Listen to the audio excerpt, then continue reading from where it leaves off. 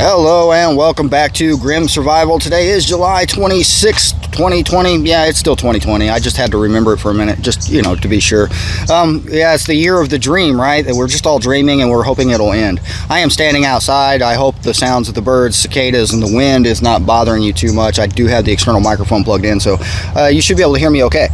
I am standing in an odd spot and I'm getting bit by mosquitoes, and yeah, but here's where I'm standing, just so you know. I'm in a cornfield. Yeah, well, I'm not quite in the cornfield. I'm on the edge of a cornfield. If you've never been on the edge of a cornfield, they're all in rows. I'm not going to walk in there. I'll get lost. I know which way by the tree line I came in and which way I got to go out. If I walk in there, I could get turned around and it could be a disaster. Sorry for the cicadas. They're in the trees up there somewhere. Forest fires would help, right? That would get rid of them. We're not doing that. All right, so today is the video that I have promised, and like I said, today is the 26th of July, but the video probably won't be up until 27th, 28th maybe, depending on how much time I have this evening. So yeah, it's Sunday. Hope y'all are getting right with the Lord today. But good news. We have good news. I know you've been used to all the bad news from 2020, but this year we're having good news, and I'm going to show you why. Everywhere I go, it looks like this.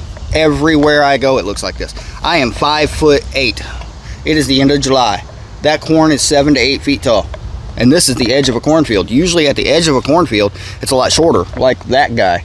Well, maybe not. He's still pretty tall. But I could show you some on the way in, which I will. I recorded some video with the GoPro on my way in. I have quite a bit of video to show you. Well, I'm probably not going to post it all just because it all is very redundant. It looks a lot like this. But I'll show you driving around where I've been, and we'll check out the crop report when I get to it. Hopefully today. Hopefully this video will be up soon. But hey, I'm going to stop rambling. Let me do the voiceover, get back to my computer, and show you what I'm seeing.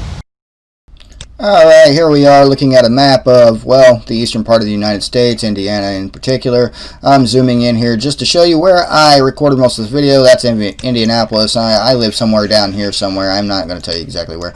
But, yeah, all the video I recorded was up in this general area. I ended up coming up State Highway here, 421, to basically in this area. I did travel up 65 north to, well, the greater part of towards Chicago, but it's very redundant, so I won't bother including all the videos. So the main part's just going to be in that area. Alright, moving on, we are here at Successful Farming. You may remember this site from my videos last year. If not, definitely check them out, because last year was interesting for farming, that's for sure. Alright, this article was May 26th. This is, it's talking about how crops were slow to plant. It says they were below the pace expectations, really, is what it says here. And you can read that. This video is, or this obviously is a little out of date from early this year, and at that point 88% of the crops were in the ground.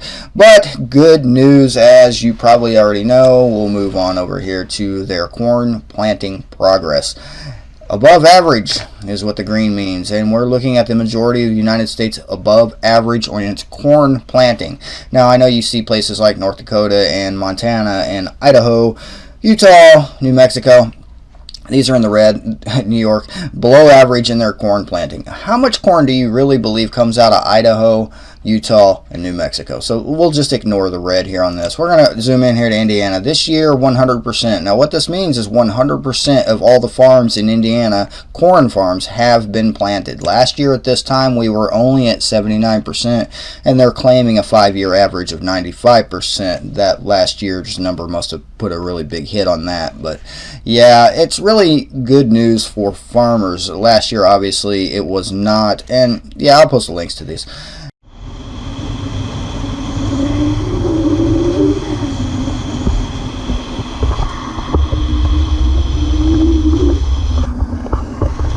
Clearly, I have gone for a drive, as you can see. I mean, I've gone down state highways. I've passed lots of trucks. I have just gone everywhere. This particular day I was filming, it had rained the previous day, and this was early in the morning, so that's why you're seeing the puddles and things like that. We have not had any devastating flooding this year. I had seen quite a bit of, more water than usual over the springtime planting season, and some of the crops did go in a little late. But as the articles show, they are growing a lot faster than usual, and we'll discuss GMO corn crops on another video. That is definitely not the point of this one, but if you pay attention to some of these videos, you might see some signs up next to the corn crops as I drive past them at a high rate of speed. If I haven't slowed it down, this particular clip you're seeing here is just, I'm not really driving that slow. I just slow the videos down so it stabilizes them and you can see what I'm seeing quite a bit better. Clearly, everywhere I go, we're looking at about the same thing. A lot of very tall, very green corn. I've seen patches here and there, some of it that may have had some weather damage here or there, but for the most part, the general areas of corn that have been planted, they look exactly like you're seeing here. They are all straight, they're standing, they're strong, they're not weak, brittle, and falling over like we seen last year. So this year's corn crop is looking really good. As you can see there, I did more than just, drive down the road. I actually got out and got some close-up looks at some of it. The corn isn't ready yet, clearly. It's just starting to, you can see the stalks and you can see the ears starting to grow on there, but not quite ready yet. Selfie. Yeah, I had to throw the selfie in. I was carrying my GoPro on a really long selfie stick here, and you can see I got up over the corn, and as far as you can see, tall corn. Benefits of being a truck driver is I could have just hung it out the window and seen it in a truck.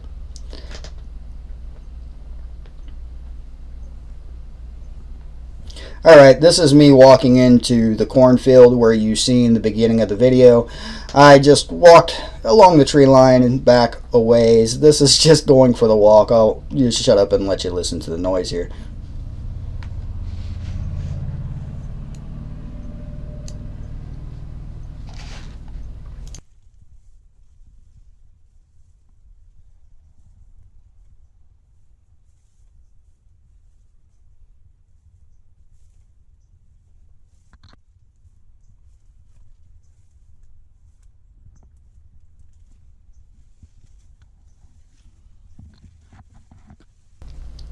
Yeah, if you've never walked through a cornfield while holding a camera, it's not the easiest task, so I apologize for the shakiness of this video, but clearly, I mean, the ground is somewhat flat, but it's not the most stable platform to walk on. But here we are looking at the corn, and yeah, it's corn. I know I said earlier in the video I wasn't going to do this, but here I go anyway.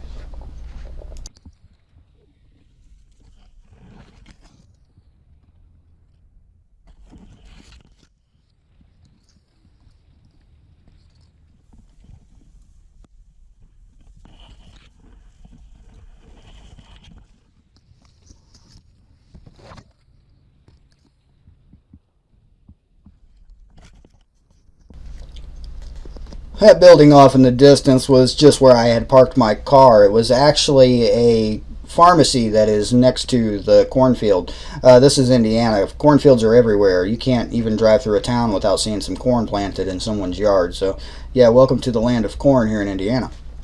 Alright, this is just me making my way back out, and I got a couple of more clips here to show you at the end, so stay tuned.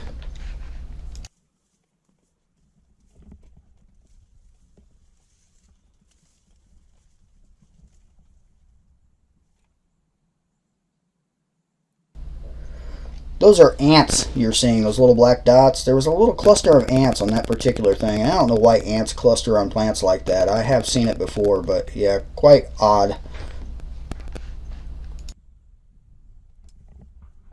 Alright, welcome back. We are here in the studio. Well, technically it's a storage room, but I'm going to call it a studio because I have a tripod and a microphone and a desk. This is actually a desk. I know you can't see it because black on black and all, but hey, this is my coffee cup. I have coffee. It's been a very long day. I was in a cornfield earlier today. Like you seen at the beginning of the video, that was still the same day, and it was earlier. It was really early, actually. So yeah, it's been a long day. It's late afternoon now. I'm tired. I have coffee. I got my tablet here, and we're trying to finish this video. But before I go any farther, I do want to mention my friends over at Plant-Based Homestead Prepper, Roderick over at Alaska Prepper, and Christina. I just want to let you guys know how much I greatly appreciate your support. I mean, very motivational. Thank you guys. You guys are very helpful to keep me going here. Their links are in the description. Check them out. Check out their channels if you have not done so yet. I greatly recommend all of them. And thank you guys again. All right, moving on. what you just seen was what I've been seeing pretty much throughout the year. A little bit in the spring, we had some wet weather. Some of the crops got in a little late. There are a couple patches here and there where some of the, just low-lying areas where they flooded a little bit, where they didn't get the crops in. But as you've seen, 100% according to, well, basically the government, the 100% corn in the ground. So that's good. It looks really good, as you can see. It does not look anything like it looked last year. I'll put a plug somewhere in here for one of my last year's videos so you can reference. Meat shortages. We're going to continue to see them throughout the end of the year. What had happened, and as I said in the other videos, is we didn't have the crops to feed them, the corn and the soy. That's what mainly feeds our animals here in the United States, our corn and our soy. So if we don't have an abundance of that, we don't have, we can't keep up with it. So basically a lot of animals had to be killed off and put to market and ended up in the stores. So you've seen at the beginning of the year, as I predicted, I'm just going to keep saying that. So yeah, at the beginning of the year, January and February, meat prices were really low. You could go in and you could get a bunch of it rather cheap. I mean, I was getting pounds and pounds of beef and just various other things. But now you're being very limited on your meat. I mean, obviously.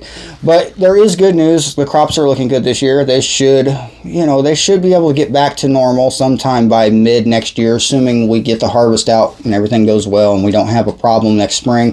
The ranchers and the livestock will start to build back up and we'll go back to normal, assuming everything goes well. Now, coronavirus did not kill the cows or the chickens, and anybody who's saying all these food shortages are caused by coronavirus really just, I'll not say anything bad. I'm trying not to. I really am. All right, so yeah, the coronavirus didn't affect animals. It didn't kill the cows, so keep that in mind. Really, that's all I got for you. It's looking good. I'm glad I don't have to bring you bad news. Last year I had a lot of videos with a lot of bad news, and it was showing a lot of failed crops and floods and just snow on corn, frozen corn sickles. It was insane last year, and if you want to watch those videos, they are still up on the channel. They're back about, a year. So yeah, it was insane last year, right around December when they were trying to get it out of the ground. It was devastated. It really was. And that's why you're seeing a lot of the meat shortage you're seeing this year. Other parts of the world, obviously, they're still having a lot of problems. They're still having a lot of problems growing rice and a lot of the different fruits. South America, a lot of the fruits that come up. Fortunately, we still got coffee. I mean, when we start having coffee shortages, then it's time to panic. Okay, it's not never time to panic. If you're prepared, you should never be panicked. Ever. I mean, prepare. That's why we're preppers, right? We prepare for things. As survivalists, we know how to survive. We know how to prepare. I have 2 pins. All right, enough rambling of this video. Stay tuned